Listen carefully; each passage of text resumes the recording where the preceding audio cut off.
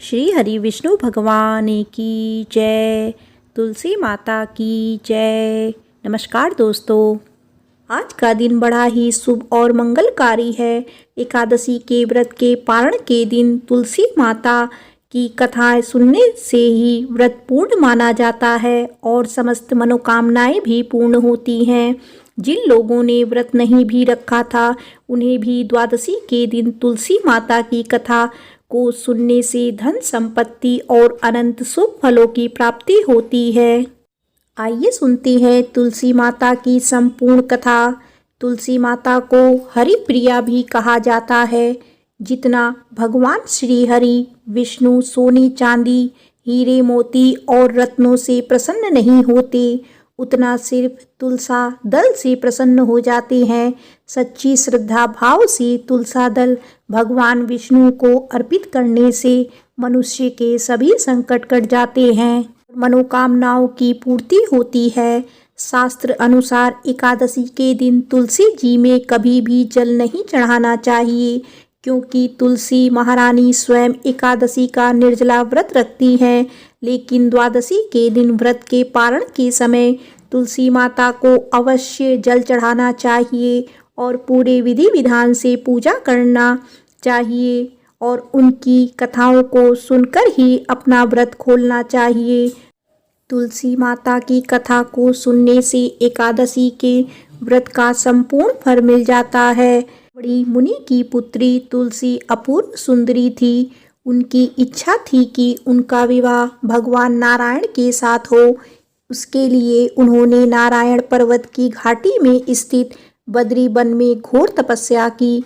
दीर्घकाल तक तपस्या के उपरांत ब्रह्मा जी ने प्रसन्न होकर दर्शन दिया और वर मांगने को कहा।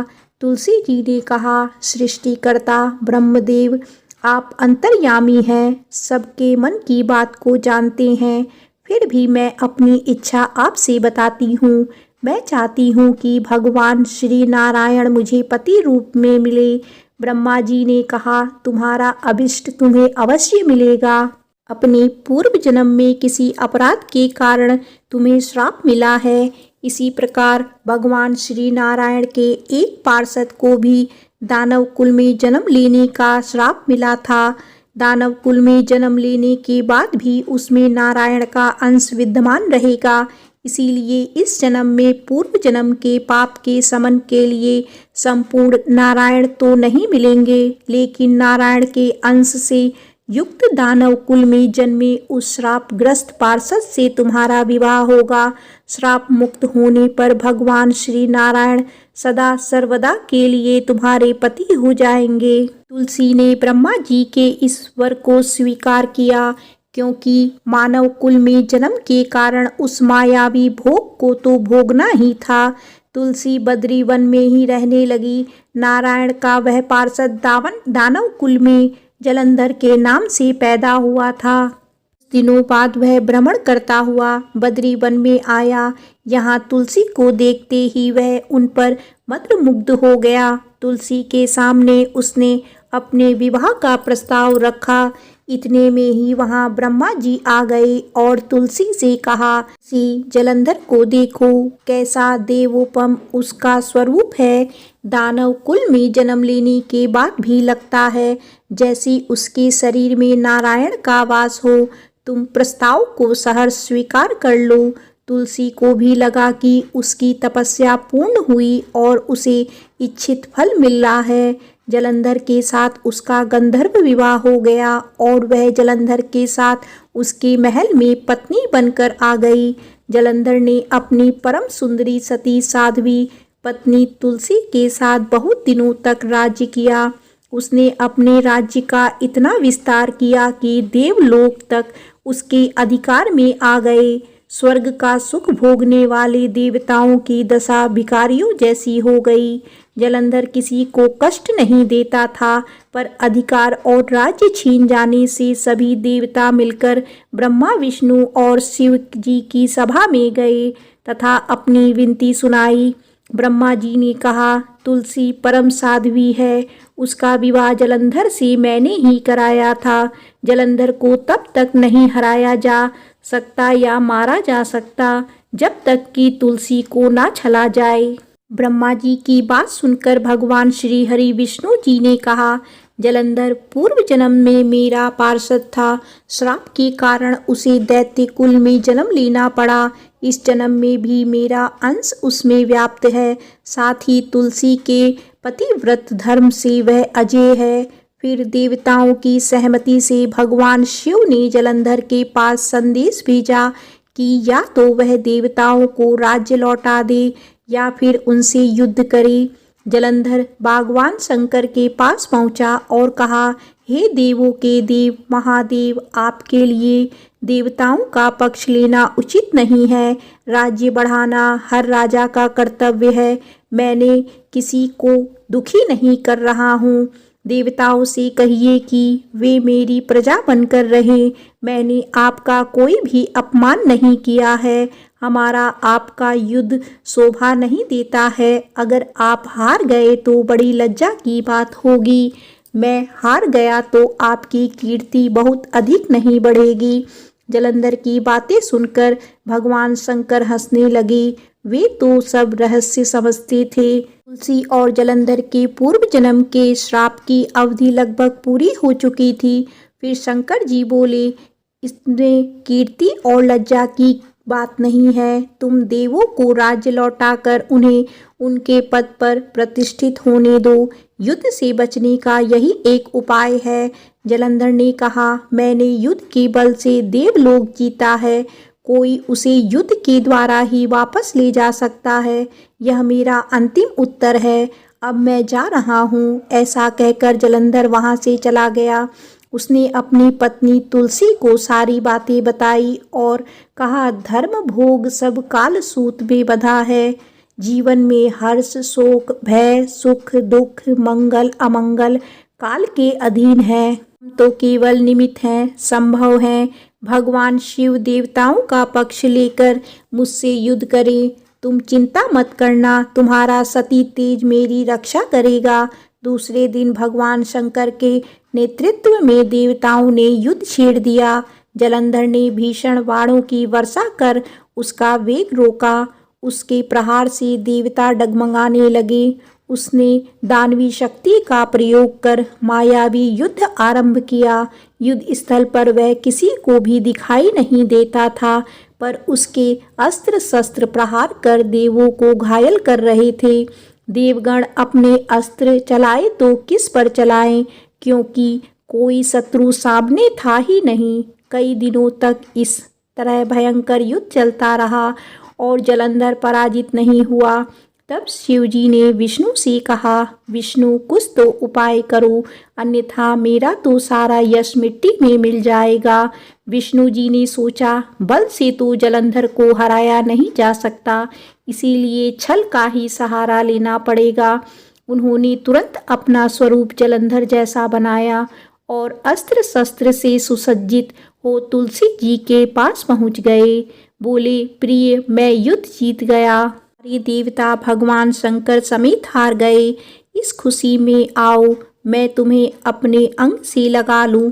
पति को प्रत्यक्ष खड़ा देख तथा विजय का समाचार सुन वह दौड़कर मायावी जलंधर के गले से लिपट गई।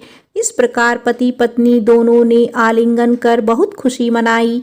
पर पुरुष के साथ इस प्रकार के व्यवहार से उसका सती तेज नष्ट हो गया। उसका सती तेज तो जलंधर की कवच के रूप में रक्षा कर रहा था। वह कवच नष्ट हो गया। जलंधर शक्तिहीन हो गया। यह जानते ही भगवान शंकर ने अपने त्रिशूल से प्रहार किया। त्रिशूल के लगते ही जलंधर जलकर भस्म हो गया। जलंधर के मरने की बात को जानकर भगवान विष्णु अपने असली रूप में आ गए। सामने अपने पति जलंधर के साथ स्थान पर भगवान विष्णु को खड़ा देख तुलसी बहुत विस्मित हुई। उसे पता लग गया कि स्वयं नारायण ने उसके साथ छल किया है। क्रोध में आकर तुलसी जी भगवान विष्णु को श्राप देते हुए कहने लगी, एक सती स्त्री का सतीत्व भंग करने के अपराध में तुम हृदयहीन पत्थर हो जाओ। विष्णु जी ने तुलसी के श्राप से सिरोधार्य कर कहा, देवी, तुम्हारे तथा जलंधर के कल्याण के लिए मुझे ऐसा करना पड़ा। तुम दोनों को श्राप मुक्त करना था। तुम भी अब अपना शरीर त्याग कर तुलसी विरवा के रूप में जन्म लोगी और मेरी पूजा तुलसी दल से होगी। मैं शालिग्राम पत्थर बनूंगा और मेरे शीश पर तुम आदर से विराजमान होगी। तुम्हारे पति की हड्डियों के चूर्ण से शंख की उत्पत्ति होगी। उस शंख ध्वनि से देवताओं तथा मेरी पूजा आराधना होगी। जहाँ शंख ध्वनि होगी वहाँ मंगल में मैं विराजमान रहूँगा। तुमने पूर्व जन्म में बद्री वन में मुझे पाने के लिए बड़ी तपस्या की थी। अब अगले जन्म में मैं नारायण प्रशस्त के रूप में बद्रीनाथ वन में स्थापित हो जाऊंगा और मेरी पूजा अर्चना फल फूल से ना होकर तुम्हारी तुलसी दल से होगी। मेरे शीश पर विराजमान होकर तुम मुझसे भी ऊंचा पद प्राप्त करोगी। प्रेम से बोलो श्री लक्ष्मी नारायण भगवान की जय। श्री तुलसी शालिग्राम जी की जय। आइए सुनते हैं तुलसी माता की दूसरी कथा। एक समय की बात है, एक परिवार में ननद और भाभी साथ साथ रहा करती थी। ननद का विवाह अभी नहीं हुआ था। वह तुलसी जी के पौधे की बहुत सेवा करती थी। नियम से तुलसी को सींचती और दीपक जलाती थी। लेकिन उसकी भाभी को यह सारी बातें बिल्कुल भी पसंद नहीं थी। जब कभी उसकी भाभी को बहुत ज़्यादा गुस्सा आता तब वह अपनी ननद को ताना देते हुए कहती कि जब तुम्हारा विवाह होगा तो मैं इस तुलसी को ही बारातियों को खाने को दूंगी और तुम्हारे दहेज में भी तुलसी ही दूंगी। तुम जब देखो तुलसी की ही सेवा करती रहती हो। कुछ समय बीत जाने पर ननद का विवाह तय हो गया। विवाह के दिन भाभी ने अपने कहे अनुसार बारातियों के सामने तुलसी का वह गमला फोड़ दिया जिसकी सेवा उसकी ननद किया करती थी और तुलसी के पत्ते खाने के लिए कहा। तुलसी जी की कृपा से वह फूटा हुआ गमला कई सारे स्वादिष्ट पकवानों में बदल गया। भाभी ने गहनों के नाम पर तुलसी की मंजीरी से बने हुए गहने अपनी ननद को पहना दिए। देखते ही देखते तुलसी जी की मंजीरी से बने हुए गहने भी सुंदर सोने जवाहरात के में बदल गए। इतना ही नहीं, भाभी ने मारे क्रोध के वस्त्रों के स्थान पर तुलसी का जनेऊ रख दिया और वह भी रेशमी और सुंदर वस्त्रों में बदल गए। अब जब ननद अपनी ससुराल में पहुंची तो ससुराल में तो उसके दहेज की बहुत प्रशंसा हुई। यह बात भाभी के कानों तक भी पहुंची। उसे बहुत आश्चर्य हुआ। उसने सोचा कि उसने तो ननद के गहने, कपड़े और जनेऊ तक तुलसी जी के ही रखे थे, तुलसी जी की मंजीरी रखी थी। यह सब जानकर भाभी को बहुत आश्चर्य हुआ। अब उसे तुलसी की पूजा का महत्व समझ में आ गया। उस भाभी की भी एक लड़की थी। वह तब अपनी बेटी से कहने लगी कि बेटी तुम भी तुलसी की सेवा किया करो, तुम्हें भी तुम्हारी बुआ की तरह फल मिलेगा। वह जबरदस्ती अपनी बेटी से तुलसी की सेवा करने को कहा करती थी, लेकिन लड़की का मन तो तुलसी की सेवा में लगता ही नहीं था। धीरे धीरे समय बीता। भाभी की लड़की बड़ी हो गई। अब उसके विवाह का समय आ गया। तब भाभी सोचने लगी कि जैसा व्यवहार मैंने अपनी ननद के साथ किया था वैसे ही अब मैं अपनी बेटी के साथ भी करूँगी, तो यह भी गहनों से लद जाएगी और बारातियों को भी खाने में तरह तरह के पकवान मिलेंगे और ससुराल में भी इसे बहुत मान सम्मान मिलेगा। यही सोचकर भाभी बारातियों के सामने तुलसी का गमला फोड़ देती है, लेकिन इस बार गमले की मिट्टी मिट्टी ही रहती है। मंजीरी और पत्ते भी अपने ही रूप में रहते हैं। ने भी अपना रूप नहीं बदला और जब भाभी ने सभी बारातियों को खाने में तुलसी के पत्ते दिए तो यह देखकर सभी लोग और बाराती भी भाभी की बुराई करने लगे। भाभी ने लालच में आकर अपनी बेटी के दहेज में भी तुलसी के पत्ते और मंजीरी आदि रख दिए थे। जब बेटी अपने ससुराल पहुंची तो वहां पर भी उसकी बुराई ही हुई।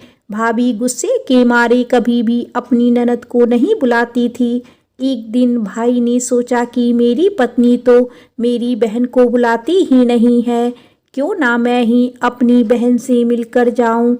यह सोचकर उसने अपनी पत्नी से कहा और कुछ उपहार अपनी बहन के लिए ले जाने की बात कही तो भाभी ने थैली में ज्वार भरकर कह दिया कि यह लो और कुछ नहीं है, तुम यही लेकर जाओ। तब भाई बहुत दुखी मन से अपनी बहन के पास चल दिया। रास्ते में वह सोचता रहा कि कोई भाई भला अपनी बहन के घर ज्वार कैसे लेके जा सकता है। यही सोचकर वह गौशाला के पास रुक गया और ज्वार का वह थैला उसने एक गाय के सामने पलट दिया। तभी एक ग्वाले ने यह सब देख लिया।